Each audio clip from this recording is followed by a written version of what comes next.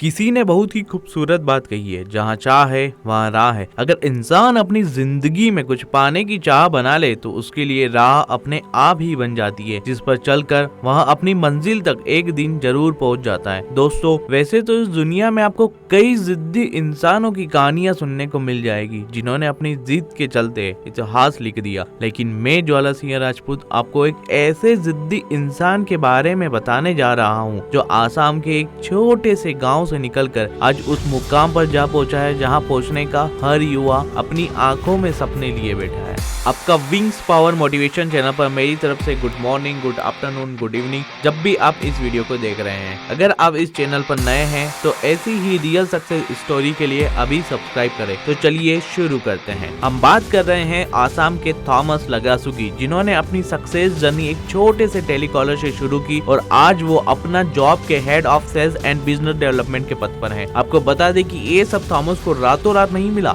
बल्कि इसके पीछे थॉमस की कड़ी मेहनत, कभी ना हार मानने की जीत और लाइफ में कुछ बड़ा करने की चाह थी। साथ ही यहाँ तक पहुँचने में थॉमस को कई तरह के संघर्ष करने पड़े। इसके अलावा थॉमस के कई गलतियां भी थी, लेकिन थॉमस ने कभी हार नहीं मानी, बल्कि अपनी मंजिल की ओर चलते रहे। ये बात मैं आपसे शर्त लगाकर कह सकता हूँ कि थॉमस लगासु के बारे में जानकर आप अपने सोचने का नजरिया बदल देंगे। साथ ही मैं आपसे यह भी कहना चाहूंगा कि थॉमस लगासु की संघर्ष की कहानी को उन सभी लोगों को एक बार जरूर सुनना चाहिए, जो पैसों की कद्र नहीं करते हैं और अपने कल के बारे में न सोचकर बेफिजूल खर्च करते हैं। चलिए अब ज्यादा देर न करते हुए जानते हैं थॉमस लगासु के बारे में। थॉमस का जन्म आसाम के एक छोटे से गांव में हुआ था। इनके गांव में शिक्षा की ज्यादा अहमियत नहीं थी, लेकिन हर माता पिता की तरह थॉमस के माता पिता भी चाहते थे कि उनका बेटा अच्छा पढ़ लिख कर इंजीनियर बन जाए। वैसे अपने बेटे को इंजीनियर बनाने का इंस्पिरेशन उन्हें अपने ही एक रिलेटिव के बेटे को देखकर जागी थी, जो कि उस समय एक सरकारी इंजीनियर थे और उस वक्त में अच्छा खासा कमाते थे। यह सब देखकर थॉमस के माता पिता को भी लगा कि क्यों ना हम अपने बड़े बेटे को इंजीनियर बना दे, ताकि वह अपनी जिंदगी अच्छे से गुजर कर सके, वह साथ में घर की गरीबी को दूर कर सके। वैसे हर माँ बाप चाहेंगे कि वह अपने बच्चे का भविष्य अच्छा बनाए। वैसा ही थॉमस के माता पिता ने भी सोचा। अपनी आर्थिक स्थिति ठीक न होने के बावजूद भी उन्होंने जैसे तैसे करके अपने बेटे को आसाम के एक इंजीनियरिंग कॉलेज में एडमिशन करा दिया और थॉमस की पढ़ाई शुरू करवा दी। लेकिन थॉमस अपने घर की परिस्थिति से पूरी तरह वाकिफ थे और जानते थे कि उनके माता पिता कितनी मुश्किलों का सामना करके उनके कॉलेज की फीस व उनके खर्चे चला पाते हैं। यहाँ तक कि कई बार दूसरे लोगों से कर्जा लेकर उनकी फीस जमा की जाती है, तो कभी उनकी माँ के गहनों को गिरवी रखा जाता है। अपने माता पिता की इस तरह की मुसीबतों को देखकर कई बार थॉमस को लगता था कि वह अपने खुद का कोई छोटा मोटा बिजनेस कर ले या पार्ट टाइम जॉब कर ले। लेकिन थॉमस भी जानते थे कि माता पिता अपनी सारी जमा पूंजी उनकी पढ़ाई में लगा चुके हैं। ये बात कहने में थॉमस घबराते थे। घर के हालातों को देखते हुए थॉमस के छोटे भाई ने 12th के बाद ड्रॉप आउट कर लिया और अपने माता पिता की आर्थिक सहायता करने हेतु अपने दोस्तों के साथ जॉब की तलाश में दिल्ली निकल गए। इधर थॉमस की इंजीनियरिंग में फाइनल सेमेस्टर चल रहा था और घर के आर्थिक हालात दिन ब दिन बिगड़ते जा रहे थे। इसी बीच थॉमस को एक दिन अपने छोटे भाई से पता चलता है कि घर पर उनके माता पिता काफी परेशान है, कर्जदार कर्जा मांगने घर आ रहे हैं। यह सुनकर थॉमस काफी आहत होते हैं। बातों ही बातों में थॉमस के छोटे भाई उन्हें एग्जाम के बाद जब तक कहीं जॉब ना लग जाए तब तक दिल्ली आकर उनके साथ किसी कॉल सेंटर में जॉब करने की सलाह देते हैं, ताकि दोनों भाई अपने परिवार के लिए कुछ कर सके। अपने छोटे भाई की बात मानकर थॉमस भी दिल्ली पहुंच जाते हैं और जॉब की तलाश में लग जाते हैं, जिसमें उनके छोटे भाई उनकी काफी मदद करते हैं। लेकिन किसी तरह का एक्सपीरियंस ना होने की वजह से थॉमस हर जगह से रिजेक्ट हो जाते हैं। इसी बीच थॉमस के भाई को एक कंपनी के बारे में पता चलता है। वह थॉमस को इंटरव्यू देने को कहते हैं। इत्तेफाक से इस इंटरव्यू में थॉमस का सिलेक्शन हो जाता है। उन्हें अपनी पहली टेलीकॉलर की जॉब 4000 की सैलरी पर मिल जाती है। धीरे धीरे थॉमस इस कंपनी में काफी कुछ सीखते हैं और करीब 3 सालों तक ऐसा ही चलते रहता है। अब थॉमस को आगे भी बढ़ना था, इसलिए वह कई अच्छे कॉल सेंटर में इंटरव्यू देते हैं, जहाँ पर कुछ कोशिशों के बाद उनका सिलेक्शन हो जाता है। यहाँ पर थॉमस की शुरुआती सैलरी 25,000 रुपए थी, जिसमें वह काफी खुश थे। लेकिन उन्हें नहीं पता था कि ये खुशियां ज्यादा वक्त तक नहीं चलने वाली। हर महीने 25,000 की सैलरी से कुछ पैसा थॉमस अपने माता पिता के पास भेज देते थे और बाकी बचे पैसे वहाँ खुद के खर्चे के लिए रख लेते थे। लेकिन थॉमस की जरूरतें दिन बे दिन बढ़ती जा रही थी। उनको पूरा करने के लिए थॉमस ने एक के बाद एक 4 क्रेडिट कार्ड ले लिए थे। अब तक थॉमस को लग्जरी लाइफ जीने की आदत पड़ चुकी थी और वह बेधड़क होकर क्रेडिट कार्ड का इस्तेमाल कर रहे थे। इस वजह से थॉमस कभी किसी महीने अपने क्रेडिट कार्ड का बिल नहीं भर पाते तो कभी अपने माता पिता के पास पैसे नहीं भेज पाते। ऐसे करते करते थॉमस पर 22 लोन हो चुके थे, जिनकी EMI कभी वहाँ किसी लोन के माध्यम से चुकाते तो कभी अपने दोस्तों का सहारा लेते। इतनी स्ट्रगल लाइफ के बीच उनकी लाइफ में एक लड़की आती है और धीरे धीरे थॉमस अपने परिवार से भी दूर हो जाते हैं। यहाँ तक कि थॉमस अपने माता पिता और भाई से बात तक बंद कर देते हैं। लेकिन एक दिन थॉमस को पता चलता है कि उनके पिता की तबीयत खराब है, उन्हें अच्छे इलाज की जरूरत है। लेकिन थॉमस के पास इतने पैसे नहीं होते कि वे अपने पिता का इलाज करवा सके। तब थॉमस को अपने पिता के इलाज के लिए एक प्राइवेट लोन 10% के इंटरेस्ट रेट पर लेना पड़ता है। अब जब थॉमस की सैलरी 65,000 थी, तब उनको हर महीने 1 लाख रुपए से ज्यादा अपने लोन की EMI चुकाना पड़ती थी।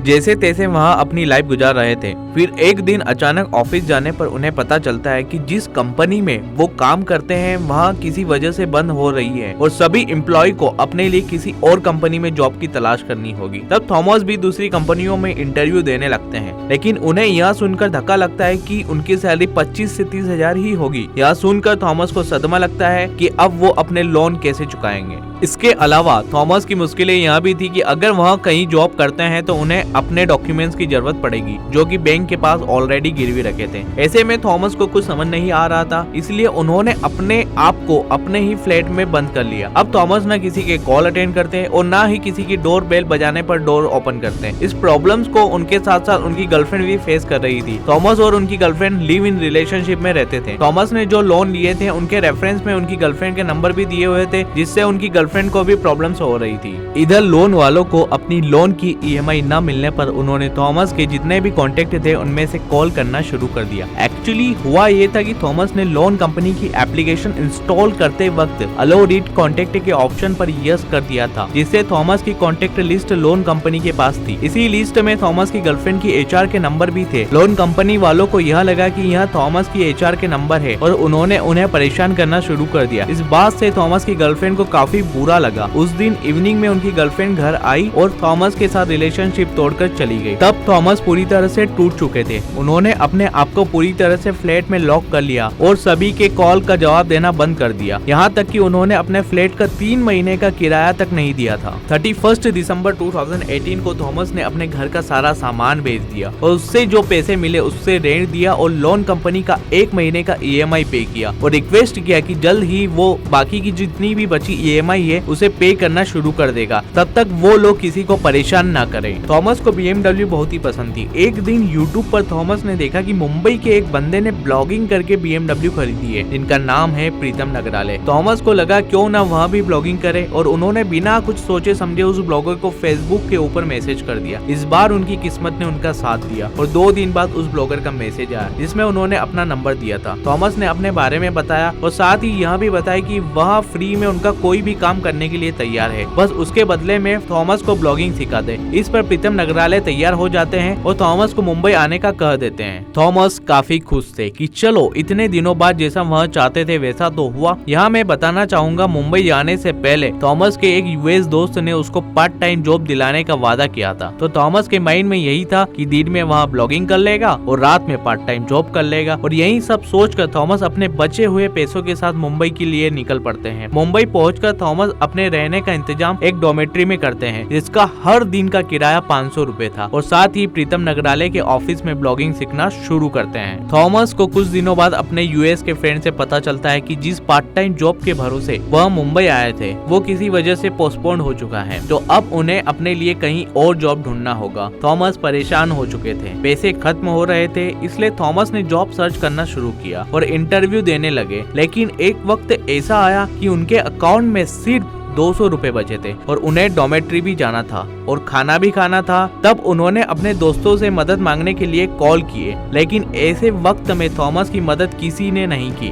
तब हार कर थॉमस ने फैसला किया कि वे डॉर्मेट्री ना जाकर रेलवे स्टेशन पर ही रात बिताएंगे। इधर डॉर्मेट्री में ना आने पर थॉमस को कॉल किए गए, लेकिन थॉमस ने कॉल अटेंड नहीं किए और 3 दिनों तक वहाँ स्टेशन पर सोते रहे। इस बीच थॉमस को एक फाइनल इंटरव्यू देने के लिए कॉल आया, लेकिन थॉमस के सामने एक मुसीबत थी। थॉमस के कपड़े गंदे हो चुके थे। तो ऐसी स्थिति में थॉमस इंटरव्यू देने नहीं जा सकते थे और डॉर्मेट्री भी नहीं जा सकते थे, क्योंकि डॉर्मेट्री जाते तो उन्हें पैसे देना पड़ते, जो कि थॉमस के पास थे नहीं। तब थॉमस ने सोचा क्यों न सुबह जल्दी जाकर कपड़े बदलकर इंटरव्यू के लिए निकल लिया जाए। यह सोचकर चौथे दिन थॉमस सुबह डॉर्मेट्री जाते हैं, लेकिन थॉमस को क्या पता था डॉर्मेट्री में उनके साथ क्या होने वाला है। डॉर्मेट्री के मैनेजर ने सभी के सामने उनके साथ बदतमीजी की और यहाँ तक कह दिया कि जब पैसे नहीं थे तो रहने क्यों आए, बिना पैसों के ना आप अंदर जा सकते हैं और ना ही बाहर। यह सब सुनकर थॉमस को काफी बुरा लगा और ना चाहते हुए भी थॉमस को ब्लॉगिंग गुरु प्रीतम नगराले को फोन करके बुलाना पड़ा। प्रीतम नगराले डॉर्मेट्री में आते हैं और डॉर्मेट्री के पैसे देकर थॉमस को अपने साथ एक कॉफी शॉप पर लेकर जाते हैं। यहाँ थॉमस प्रीतम से अपनी लाइफ की सभी बातें शेयर करते हैं। सभी बातें सुनकर प्रीतम थॉमस को कहीं और जॉब करने की सलाह देते हैं,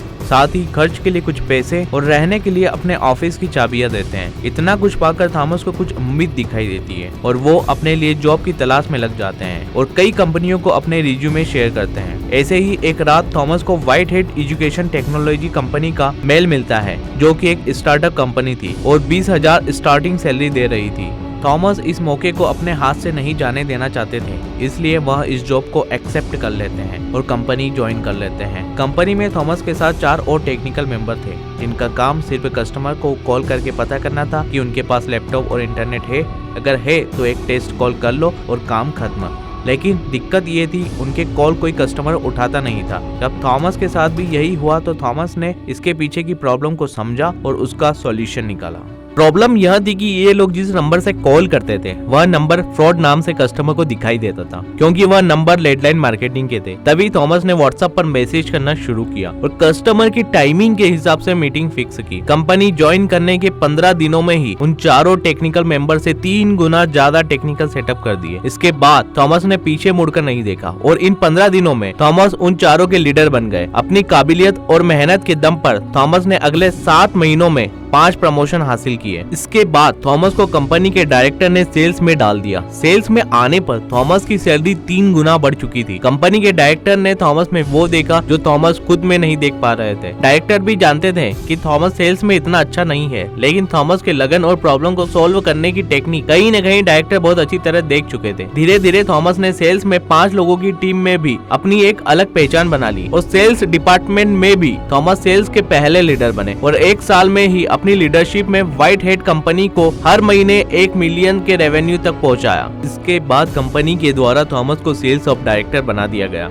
अब थॉमस को और आगे जाना था तो थॉमस को इंटरनेशनल मार्केट में लॉन्च किया गया। यहाँ भी थॉमस ने अपनी काबिलियत के दम पर सिर्फ 4 महीने में ही सेल्स ऑफ वाइस प्रेसिडेंट का पद हासिल कर लिया और अपने 16 लाख के लोन को सिर्फ 1 साल में ही पे कर दिया। इसके बाद थॉमस यही नहीं रुके, उन्होंने निर्मित पारिक जो कि अपना जॉब के फाउंडर है, उनके साथ मिलकर अपना जॉब के माध्यम से लोगों को रोजगार दिलाने में हेल्प कर रहे हैं। दोस्तों, यह थी हमारे ही देश के एक इंसान की कहानी जिसने कभी हार नहीं मानी और संघर्ष करते करते आज वहाँ एक सफल इंसान बन गए हैं। अगर आप भी यहाँ मान ले कि जीवन में कठिनाइयाँ आएगी और निरंतर अपने लक्ष्य के लिए कोशिश करें तो एक दिन आप भी एक सक्सेसफुल इंसान बन जाएंगे। Your wings power YouTube channel पर यह हमारी पहली वीडियो थी। हम आपसे उम्मीद करते हैं हमारे द्वारा प्रस्तुत की गई यह रियल सक्सेस स्टोरी आपको अच्छी लगी होगी। अगर अच्छी लगी है तो आपसे विनती है इस वीडियो को लाइक करिए और नेक्स्ट एक और धमाकेदार रियल सक्सेस स्टोरी के लिए चैनल को सब्सक्राइब करिए। जय हिंद, जय भारत।